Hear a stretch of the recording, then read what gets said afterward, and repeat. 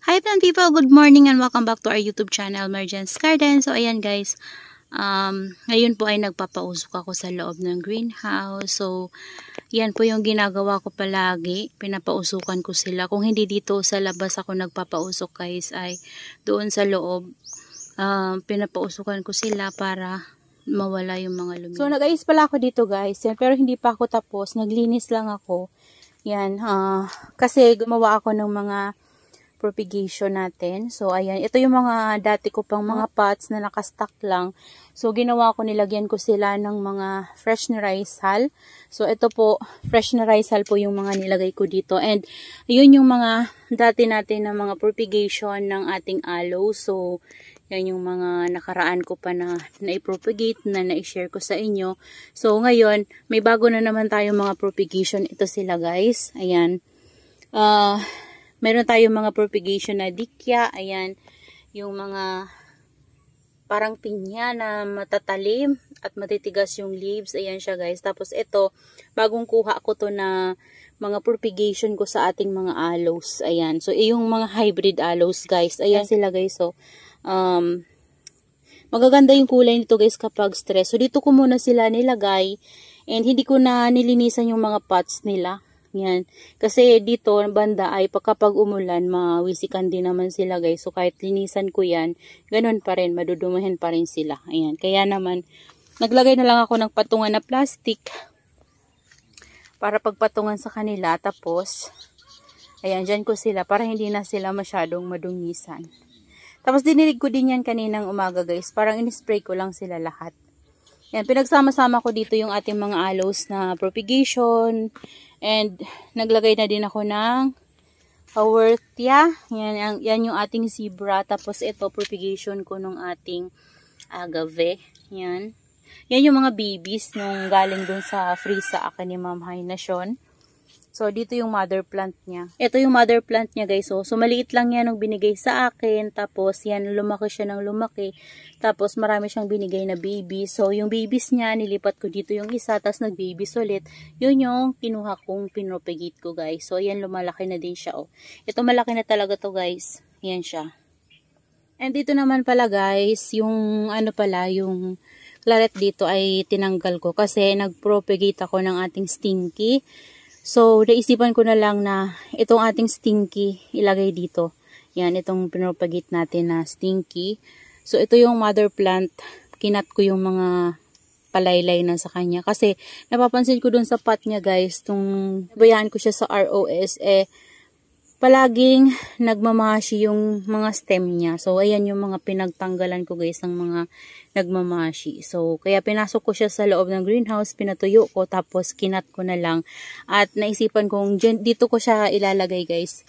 Ayan, so siguro siya na lang yung ilalagay ko dyan. Kaysa dun kay Claret. So, si Claret ay okay na okay naman siya dyan guys. Pero, naisipan ko lang natanggalin siya at ilipat na lang sa ibang pot kasi, wala akong mapaglagyan itong ating stinky. Kasi ito guys na stinky na to ay nagtitrail siya pababa. So, mas magandang ilagay siya sa mataas talaga para kapag humahaba siya na ganito na, naglumalaylay siya, mas maganda siyang tingnan. So, ito kasing aso ko ay matangkad. So, mas maganda siya dyan tingnan kapag naging lush na siya at nag-trail na ulit pababa. Tapos mamumulaklak guys, diba?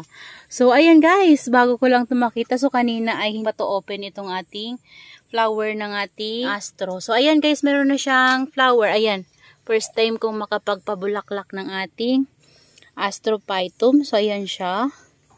So, siya pa lang yung nag-open kasi ito, meron na silang mga flower buds. Yung iba, pero ito yung nauna. Yan, yellow pala yung flower nito guys. Ito yung ating astrophytum na 5 ribs.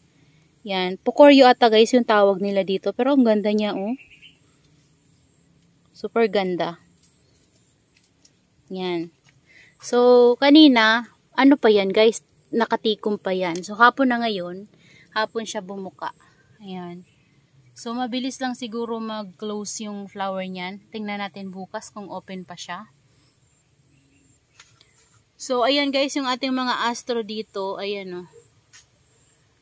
So sana soon sabay-sabay silang mamulaklak para mas magandang tingnan. Ayan. So yan, sa ngayon, okay naman sila guys. Wala naman tayong problema sa ating mga astro and sa ating mga variegated gymno and Mirio. Yan, okay naman sila. At yung ating ginawang arrangement sa ating prosperity pot ay ayan guys. Ginawa ko pala ay binago ko yung ayos ko dito. Kaya naman, tingnan nyo, binawasan ko yung nilagay kong succulents dito sa baba para hindi siya crowded. So, super crowded kasi yung paggagawa ko nitong pot na to. Pero yung isa guys, hindi ko na binago. Ito, binago ko to talaga kasi super crowded. So, ito, hindi ko na to ginalaw. Yung sa baba lang talaga. So, yan siya guys. At yun yung isa nating pot. So, ayan, namumulaklak na din yung ating mga succulents dito. So, hindi ko pa tinatanggal. Tinitingnan ko naman sila kung mayroon silang mealybugs, pero wala naman. Okay naman sila. Pati yung ating bluebird ay mayroon na ding flower stalk. And yung ating stone na yan guys. So, ang ganda pala guys ng flower nito. Oh. Yung ano niya, parang may red, pink. Ewan ko, parang red, pink, parang ganon. Yung mga labas ng flower niya guys. So, tingnan nyo, may ganyan siya. Tapos dito yellow na yellow. Ayan. So, nagagandaan ako sa kanila. Pati yung ating Helena guys, so tingnan nyo, humahaba na rin yung kanyang flower stalk. So, hinahayaan ko kasi wala naman silang mealybug. So, chinecheck ko naman. Okay naman. Ayan. So, yan lang muna guys, yung ating ma-share ngayon. So, ayan. Maraming salamat po sa inyong panonood. At kung hindi pa po pala kayo nakapag-subscribe sa ating YouTube channel, please do subscribe. Marjan's Garden, like and share, also hit the notification bell para lagi po kayong updated sa mga susunod ko pang video na gagawin. So that's all for today and see you on my next vlog. Happy gardening everyone! Bye-bye! Happy New Year po! May bisita tayo guys. Sunod siya na sunod. Bye-bye!